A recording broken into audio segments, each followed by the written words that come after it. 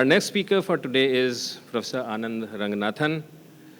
The topic of his talk, or the theme of his talk, is creating terminologies for establishing truthful. While we've been deliberating, I don't know whether you've heard that President Biden has declared a medical emergency in America because half the doctors are here. He doesn't know what to do.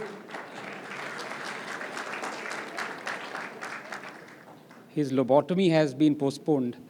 But honestly, thank you so much. It's been an absolute pleasure. And before I start the thing, I have exactly 10 minutes. And one more reason why everyone belonging to the RSS is absolutely moral and ethically upright. I tried to bribe the timekeeper with Mysore Pak, but I could only manage 30 seconds out of him. So please, even now he's saying, no, I won't. Even Kannadiga Mysore Pak won't do. Tamilian Mysore Pak won't do. I don't know what to do. This is, so in the 10 minutes that I have, I thought I'll just lay out the groundwork essentially for deliberation and say things that might come across as new, but because we're talking of history, at least the narrative aspect, all of you would have heard before. But that's one thing that has typified our narrative over the last 10 years that we've heard, as Vikram also said during his session, we've heard almost everything before. The time is, however, of action. Let me begin by saying that nations weaken not because of their past, but rather by how they are taught it. And for 70, 75 years, all we've been taught is to forget historical injustices that are based on narratives. From Babarpur to Bakhtiarpur, from Allahabad to Aurangabad, from Somnath to Kashi Vishwanath. It's not just that we've been asked to forget historical injustices, is that we've been asked to remember the humiliation they've been exposed to us, as though to lionize the debasement and say, look, this is what we did to you Hindus, look at it. What other reason can there be of the presence of Gyan Vyapi Mosque, where you can clearly see the half-destroyed Kashi Vishwanath, and on top a mosque where Vishnu Jain, who is possibly in the audience, and his father are fighting for the cause to reclaim the place where millions of people have been washing their dirty feet. This is the direct result of narratives. Now, I want to come to the actions, because that is where I think this discussion would be fruitful. Repeating what all of you've heard before, and I've said before, is of little consequence now. Creating terminologies, I think that's very important. As Nachiketa ji also said, he mentioned but a few. I would add to that, while agreeing to it substantially, I would add to that I think much more than creating a terminology that comes later, what precedes it is to actually create, not just create a narrative, but to tell the truth. That's it. Tell the truth. Now, how about that as a new terminology? Because honestly, truth has been hidden from us. And it's been visible to us, and yet in the narrative, we see something completely different. Gyan Vyapi is visible. But in the narrative, it is not typifying the destruction of Hinduism and Hindus itself. It doesn't. It is something as a very noble cause, Gyan Vyapi Masjid, where journalists say that it is all very well for Narendra Modi to have visited Kashi, but he should also have visited the Gyan Vyapi Mosque, without knowing anything about it. So before we come up with terminologies, we have to just table the truth. And here is the thing which is a primer, at least, that works very well for me, which is that I am a firm believer in there is only one truth. yes, of course, there are many ways to it. But I don't believe in what Rashomon, the great film, typified, that there are versions of truth. I don't believe that. I believe that science tells you and gives you one truth. And of course, the problem, as I always caution others, is, and that has happened in the last 70, 80 years, is that we mix politics with science. And I say, please don't mix politics with science, because all then you would end up with this political science. And that's a big problem. That's an entirely different domain. But science tells you the truth. Science tells you that the B form of DNA is double helical. There are no versions of this. There is no narrative. Once you table the truth, there are no narrations of it. There is one truth, and that's it. You either say it or you don't. And when you say it, you either believe it or you don't. There are no false narratives and true narratives. So I think, as I've said this before, there ought to be more history in science. We need to know a lot of what our great Indian scientists did, but more importantly, there ought to be more science in history.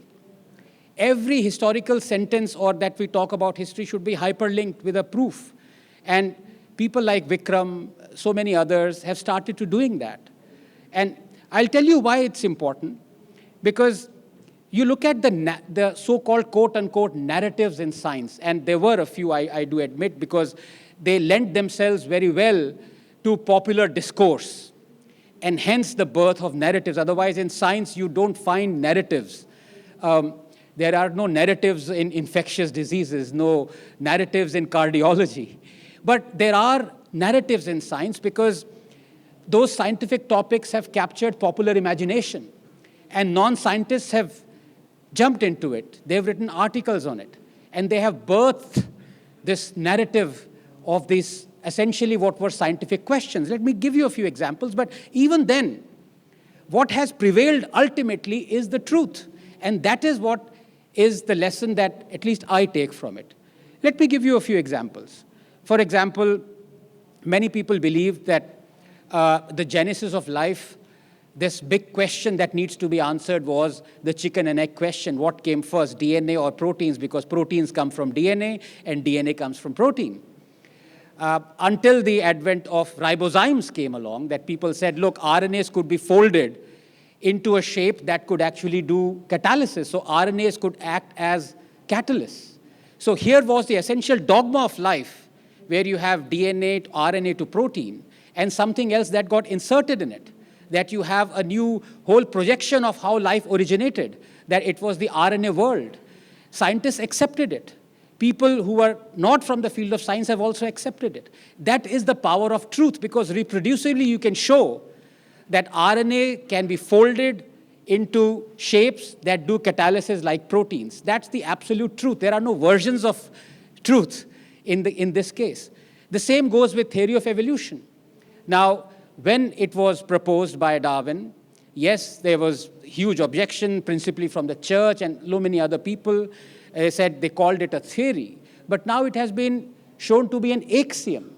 And subsequent experiments have proven that. Stanley Miller's experiment in 1953, the genesis of how we all came about.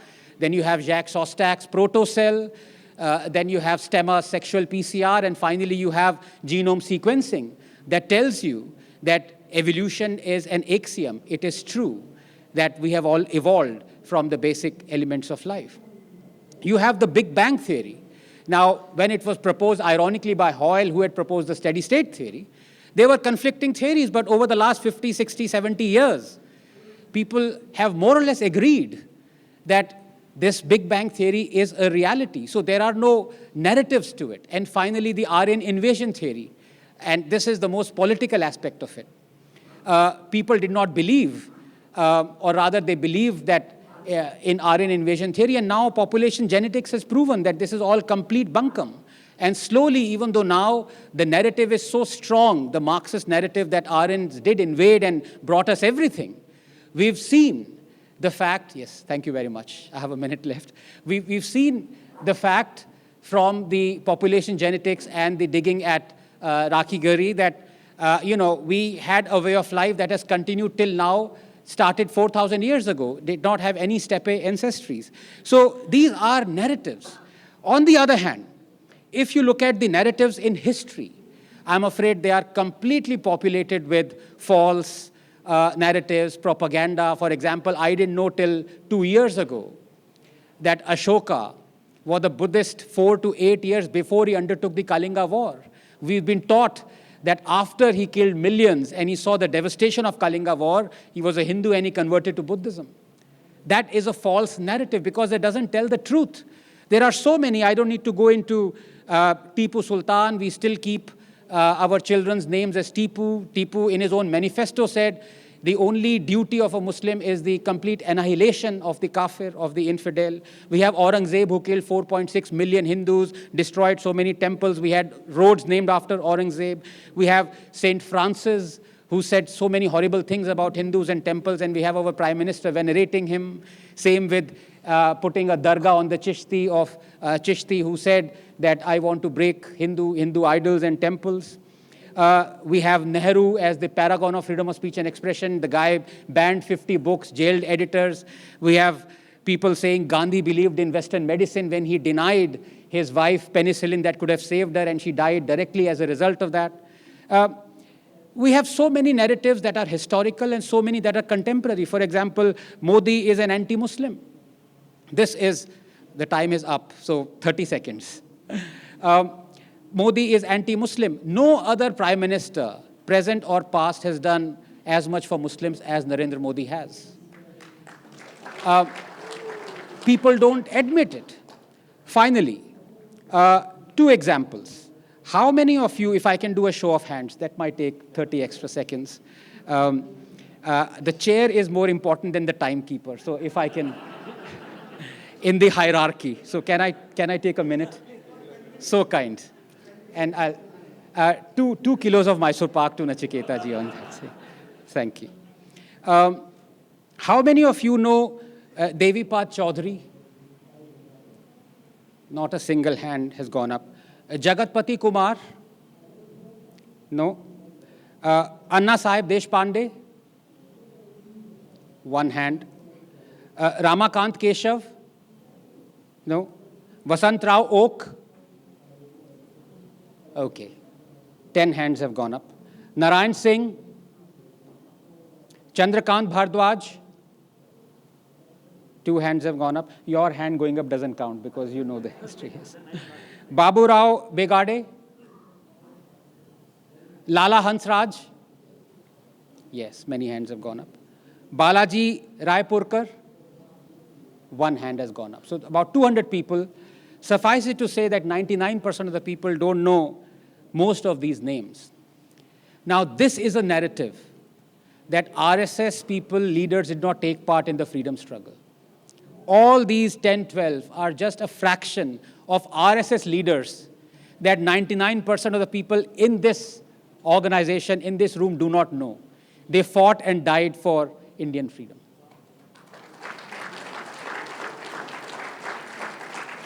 This is the power of false narrative. When the people who should be knowing this, and I'm not castigating this, I did not know these names until Ratanji, a very good friend, wrote a book for which I was lucky enough to have sent a quote, and I read that book. Just a fraction. We don't know of these names. Why are we blaming people who are from the Congress or the leftists? Our history has been so distorted that we have started to believe that RSS did not take part in the freedom struggle because we ourselves don't know a fraction of these names. There are hundreds of these. I urge you to read the book by Ratan Shardaji on RSS and freedom struggle. It is eye-opening. This is the power. The next, I would want to very quickly, because now you've given me 1 minute, you'll give me 1 minute more. The power of false narrative and guilt tripping. How many of you know Khamung Sek? Okay, not a single hand has gone up. How many of you know of the Azad Maidan riots for the Rohingya rights that happened in Mumbai? Okay, almost 70% of you know. The Azad Maidan riots happened because Muslims in India marched in their tens of thousands, rioted, vandalized in Azad Maidan, broke the Amar Jawan Jyoti because they demanded refugee status in India for Rohingya Muslims. Khamong Sheikh was the place where Rohingyas murdered, raped, pillaged, massacred hundreds of Hindus in Burma. Many of the refugees that came as a result of the browbeating of Azad Maidan riots, 40,000 of them are in India right now. Many of them might have perpetrated the Khamong Sheikh massacre. But we Hindus ourselves don't know the massacre that killed hundreds of Hindus by Rohingyas. And Rohingyas are the refugees in our country. This is the power of narrative. But had we known the truth, things would have been very different. And I end finally with the best terminology and the busting of false narrative being given by the Honorable Thai Prime Minister when today he said that the only way peace can be brought about in the world is to look at Hinduism and to follow the principles of Hinduism. And I know what is going to happen. He is going to be condemned as Islamophobic because they will say, what about religion of peace? Thank you very much.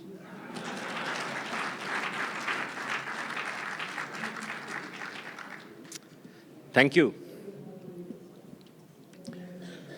Before we go to the next speaker, Dr. Satyanarayan Das ji, just wanted to add a comment that this discussion is not about Rona Dhona and, just complaining, as you rightly said. But we have to find out ways on how do we overcome these hurdles. This is a conference focused on education, educational systems. Anand made a very good point that the fundamental thing we have to do different in context of shifting the narrative is to tell the truth. In social sciences streams, all social sciences streams, languages, history, political science, philosophy, and so on and so forth, or whatever, they are right now teaching only Western approaches at understanding and interpreting texts. As long as those interpretation methods are taught, as long as those things are taught, this thing is not going to change that easily. The Hindu tradition very strongly emphasizes that whenever you make a statement, whether about this world or that world, you have to substantiate it with a praman. This is what he was talking about, okay?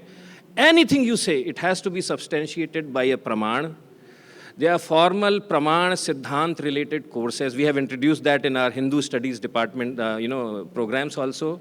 But it's extremely important that as and when some of our educationist friends, when they go back to universities, they should seriously contemplate on introducing courses like Praman Siddhant into every single humanity-related field, whether it's political science and whatever, so that Hindus and students from Bharat have opportunities to interpret texts in the light of Praman, not just these Western approaches which are based on ideologies.